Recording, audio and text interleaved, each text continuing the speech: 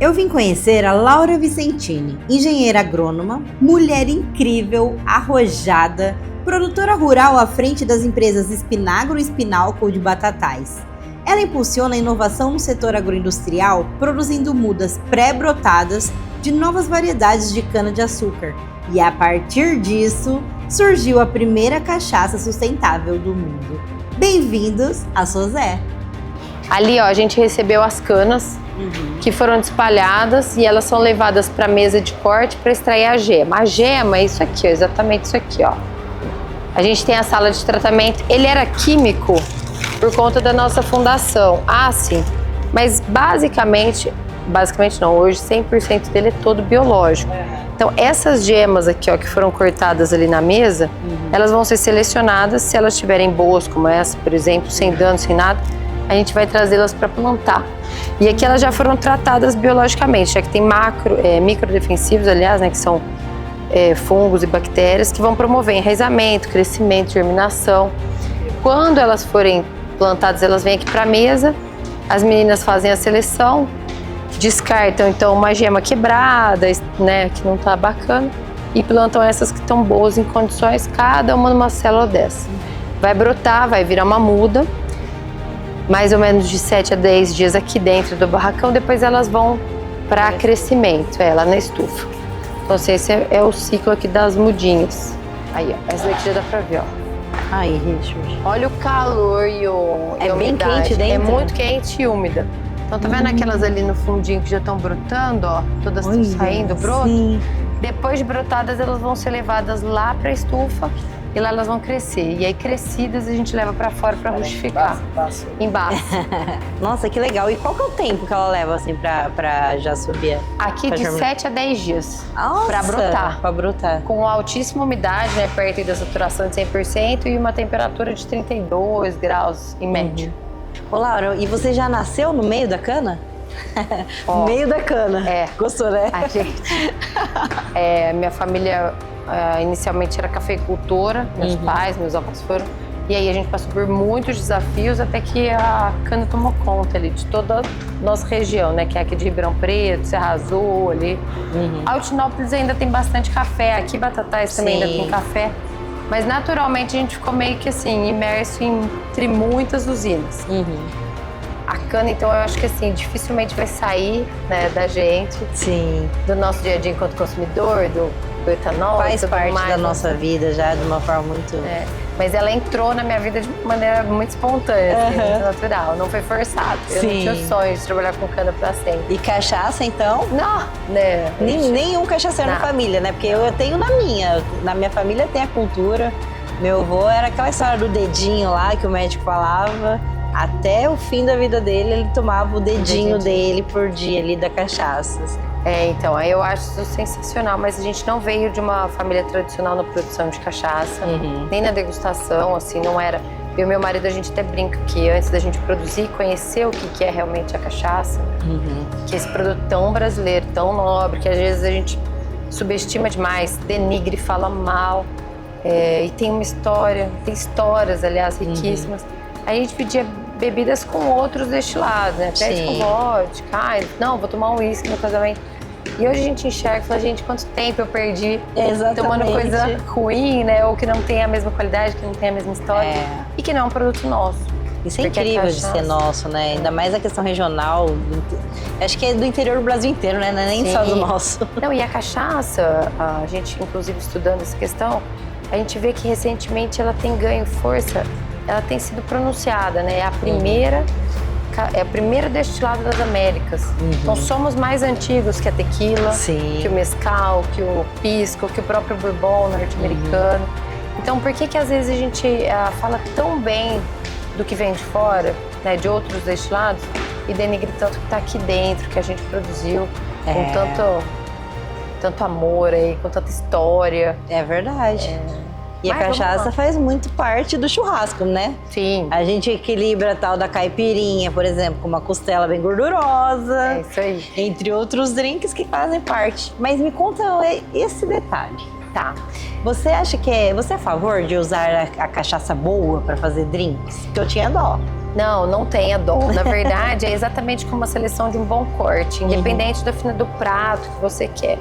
Lembrando que o alimento bem processado, a cachaça, a bebida também bem usada ali, ela vai chegar para o consumidor final com toda a potência dela, nutricional, toda a história, tudo aquilo. Se você falar, mas é só para fazer um drink, só para fazer uma caipirinha, vou usar qualquer coisa, você está deixando de agregar todo esse sensorial, toda essa história então bela e bem contada do que você está tomando. Sim. Porque você só vai tomar um drink. Não é isso, né? Você tem todo um por trás ali. Quão rico é quando você vai fazer um churrasco, por exemplo, que você sabe a origem da cana, do corte, da carne. Então, é a mesma coisa que a gente fala quando você sabe a cachaça que você está usando ali no seu drink. Ah, mas é só para caipirinha. Mas é aquilo que você vai tomar, é aquilo que você vai trazer para dentro do seu corpo. Então, faz sentido, sim, que seja uma boa cachaça. As cachaças de alambique, todas as boas cachaças bem feitas, elas têm essa condição de qualidade, né, superior da gente tomar a parte mais nobre, né, que é o coração da destilação. Depois a gente consegue ver. A gente vai ver isso de perto. Mas eu acho que faz todo sentido. Temos que usar bons insumos para qualquer preparação, seja prato, bebida. Fim de semana vai ter churrasco com cachaça. Na verdade, com cachaça boa e caipirinha. Isso aí. Adorei a ideia. Beleza.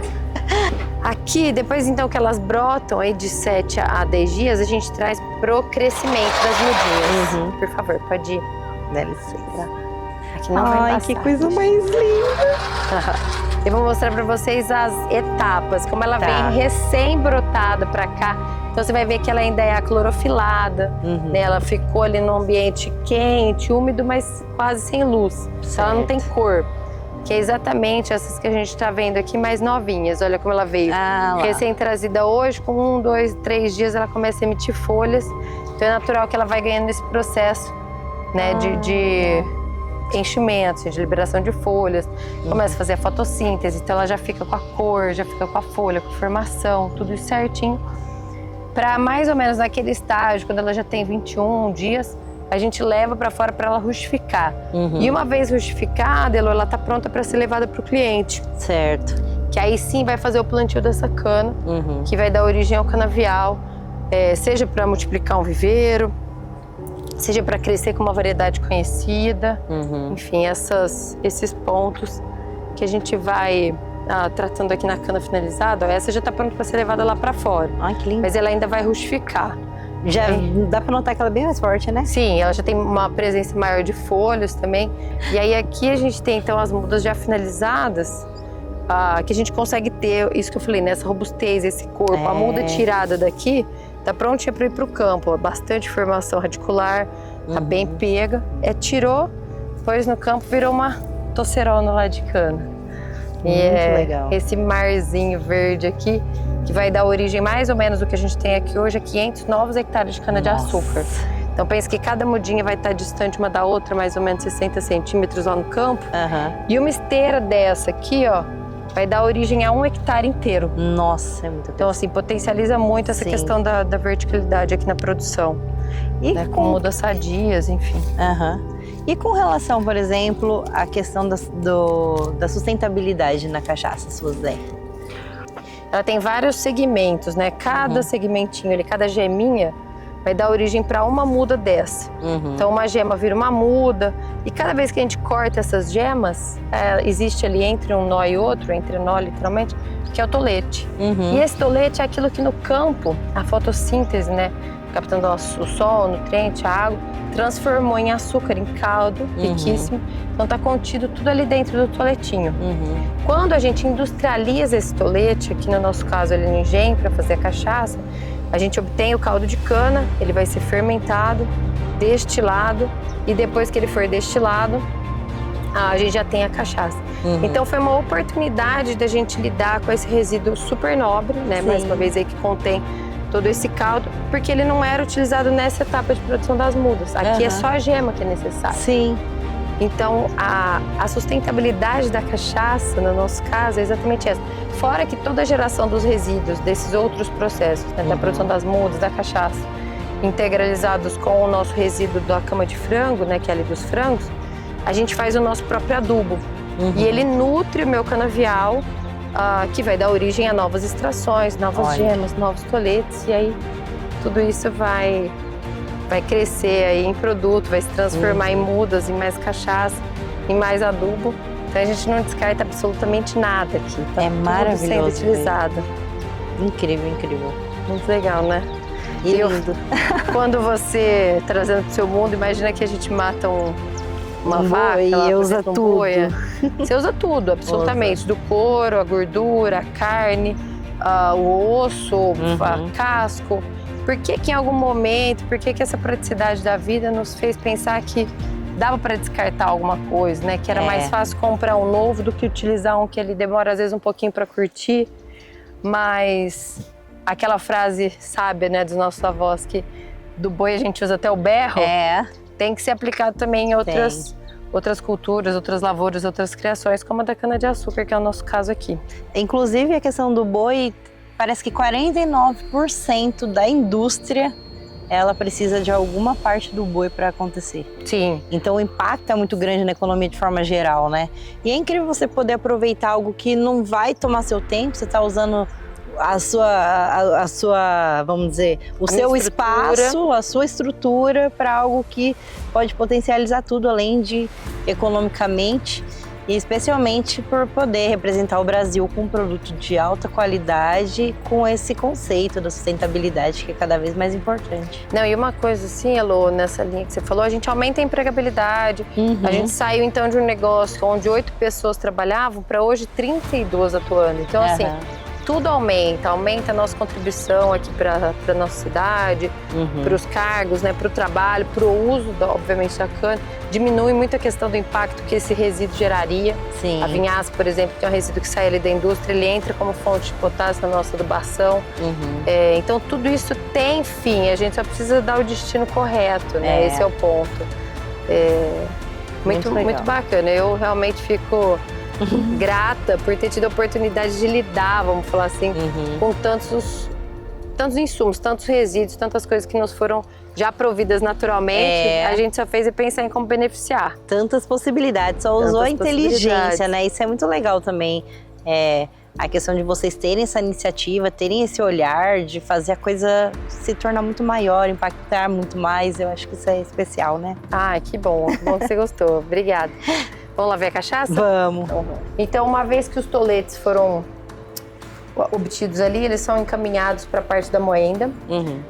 O nosso terno de moenda tem um rolo picador, 2 ternos. Basicamente, ele extrai o caldo, que vai ser levado para uma piscina. Ela decanta, passa por várias filtragens e é trazido para essa sala de preparo. Aqui o caldo vai chegar com um Brix bem alto, 22, 23% de açúcar. O que a gente faz nesse momento é hidratá-lo, então a gente só coloca água. Aqui só tem caldo de cana com água, para baixar esse açúcar para mais ou menos 15%, tá, de Brix. Com 15% e uma temperatura ideal, a gente bombeia para a dorna superior e ela, por gravidade, alimenta as dornas de fermentação. Na sala de fermentação, a gente coloca o outro insumo, além da água, então, que é usado aqui, que é a levedura. No nosso caso, a cachaça, a gente usa Saccharomyces cerevisiae e ela fermenta mais ou menos consumindo açúcar de 18 a 24 horas. Então, ela consome todo o açúcar até ele ser zerado. Depois de consumido, e produzir esse álcool, ele é levado para destilação. Eu vou mostrar lá para vocês. O que é a diferença do alambique?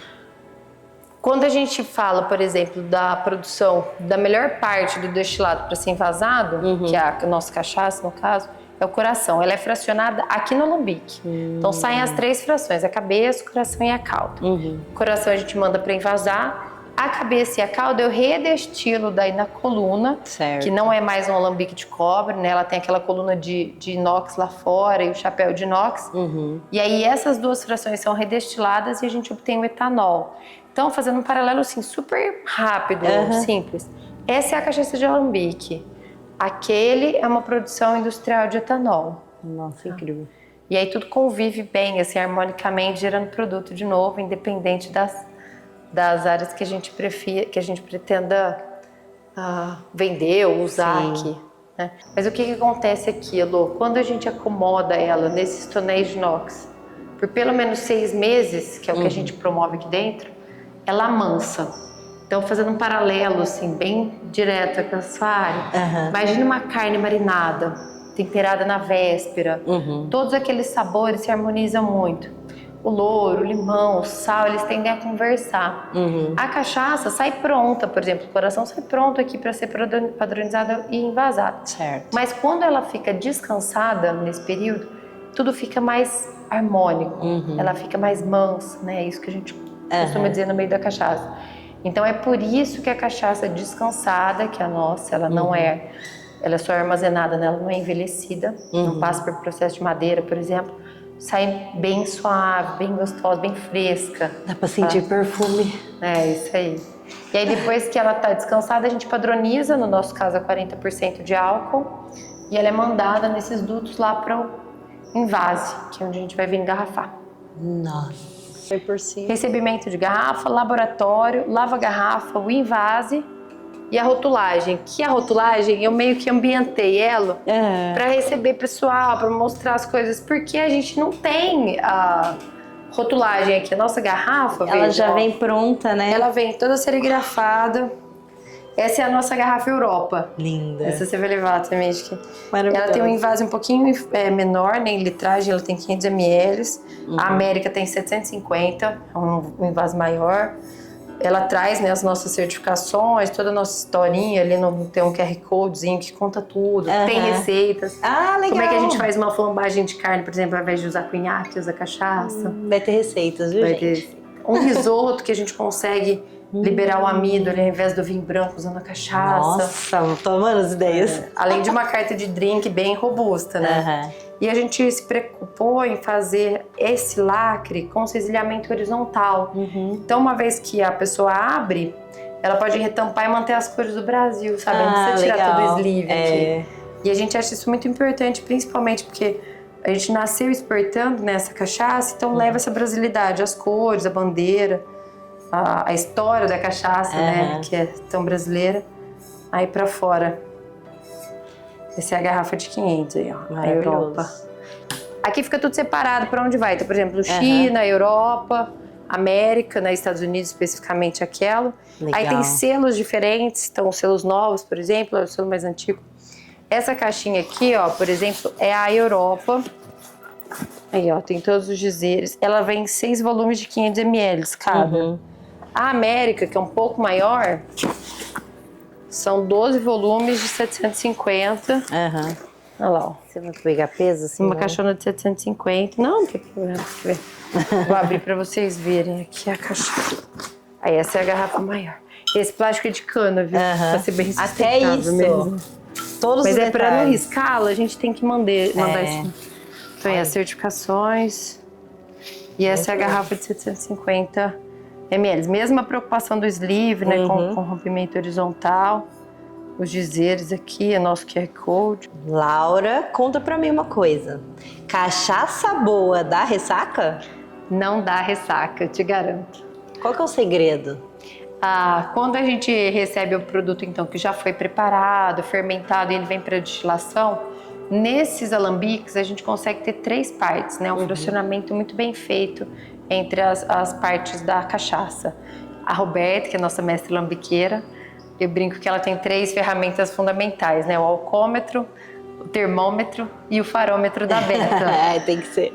Então isso também tem toda uma alusão à alta qualidade que sai o produto daqui. Mas aí o que acontece? Com esses instrumentos ela consegue fracionar quanto de álcool está saindo então na parte superior, na cabeça, no coração, que é o envase médio, e pra gente aqui é só a melhor parte, só ela é envasada, e a cauda, que é o final do processo, mais denso, menos alcoólico, mas que traz muito resíduo da produção, alguma levedura que eventualmente tenha vindo morta, enfim. Então o ideal é que a gente consuma só essa parte nobre, só o coração. E é o que a gente garante aqui. No envase da Suzé só vai essa parte. As outras frações, além de contaminantes, como a gente falou da calda, ela também tem álcoois superiores. Metanol, por exemplo, está entre eles. Sim. Então, quando a gente toma esses tipos de álcool ou esses materiais que têm uma qualidade inferior, você está promovendo a ressaca. Então, você está tirando mais água, por exemplo, do seu corpo para, obviamente, manter as atividades normais. Então, aquela desidratação normal, né, gera ressaca. quando consumido, às vezes em grande volume, é até perigoso, né? Perigoso para o nosso organismo. Então, o ideal é que a gente nunca consuma o que não foi bem fracionado, que tenha parte de cabeça, parte de caldo. E tomando só o coração, que é o que acontece quando você toma uma boa cachaça, a Sosé, outras boas cachaças de alambique, você garante que somente essa fração, que tem um gosto legal, essa sensação, o cheiro, o álcool bom, está sendo consumido. Em contrapartida, as outras 2 frações que vão gerar etanol aqui pra gente, a gente não faz consumidor nenhum tomar. Né? Muito bom. Elas vão ser destinadas. Exatamente, elas vão ser destinadas a abastecer os veículos leves. É isso. E falando especificamente também como a sustentabilidade, né, tem a ver com o uso do produto final, a qualidade. A nossa cachaça aqui é 100% o coração do processo de destilação. Então a gente tem 3 frações lá, o álcool superior, a cabeça, né? O coração e a cauda.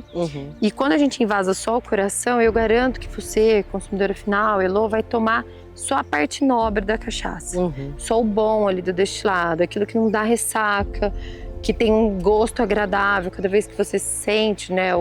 Você fecha os olhos saborizando a cachaça, saboreando ela, aliás. Você consegue sentir o canavial, o frescor, o açúcar, mesmo não tendo nada adicionado ali. Sim. Né? Porque ela traz esse sensorial muito pungente, muito forte. Já a cabeça e a cauda, que a gente não invasa para que o cliente tome, a gente também não descarta. E aí a sustentabilidade, mais uma vez, mostra assim, sua cara linda, né? A gente refaz a destilação dessas 2 frações, então cabeça e cauda, não mais no alambique para produzir a cachaça, mas numa coluna. E a gente consegue obter um etanol que é usado aqui para movimentar a nossa frota leve. Maravilhoso. Então, uma caminhonetinha pequena, nossa Kombi, os veículos, né, a frota leve que está fazendo são tocados por esse combustível, que a gente não vende, mas eu deixo de comprá-lo. Deixa de comprar. Então, dentro do tripé da sustentabilidade, né, haja visto que o financeiro é tão importante quanto os outros 2, de meio ambiente e sociedade, né, o social, então faz muito sentido que o financeiro esteja caminhando ali de mãos juntas. E isso impacta pra gente muito na questão da sustentabilidade, do reuso e da qualidade da cachaça, que vai ser só o creme de la...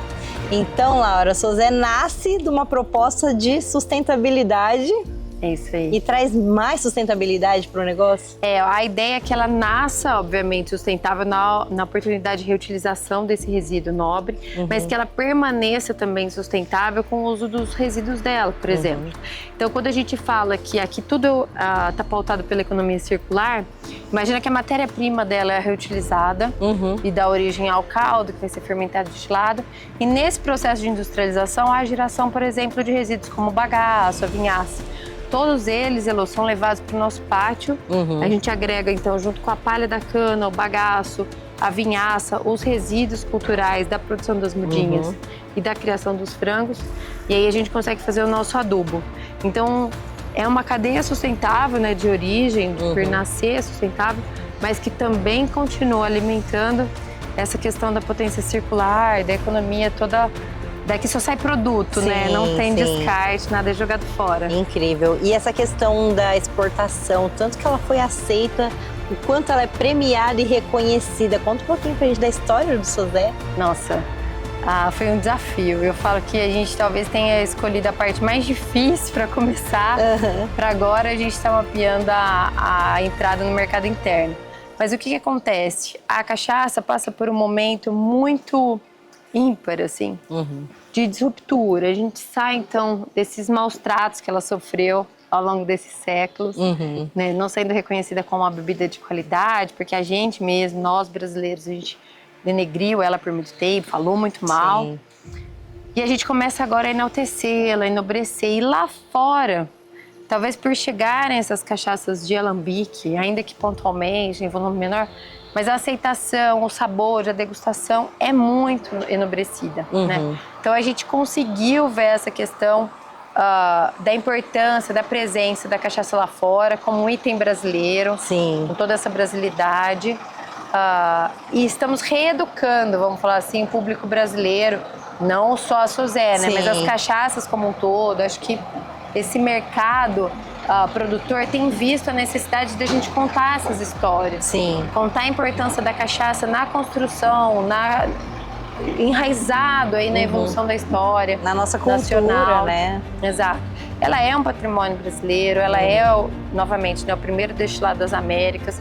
Então ela traz muito dessa nossa força do campo, Sim. de uma cultura que não é original do Brasil, que é a cana-de-açúcar, mas foi muito bem aceita e hoje é combustível, é fonte de renda, está presente em basicamente quase todos os estados brasileiros. E a gente tem boas cachaças assim do Oiapoque ao Chuí, né? Do norte ao sul do país. E cada uma conta um pouquinho da nossa história, né? Eu acho que isso é bem bacana. A gente tem até a data festiva da cachaça, que é o 13 de setembro, nos remete a uma briga, por exemplo, com Portugal, que enciumado da cachaça, queria promover mais a grapa, né? A grapeira, aliás. Então tudo isso é muito histórico.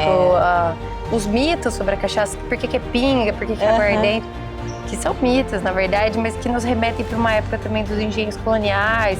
Então eu falo, cada gole, assim, cada saborizar, cada apreciar, beber uma cachaça, traz um tanto da nossa história do Brasil. Traz, com certeza. Muito obrigada.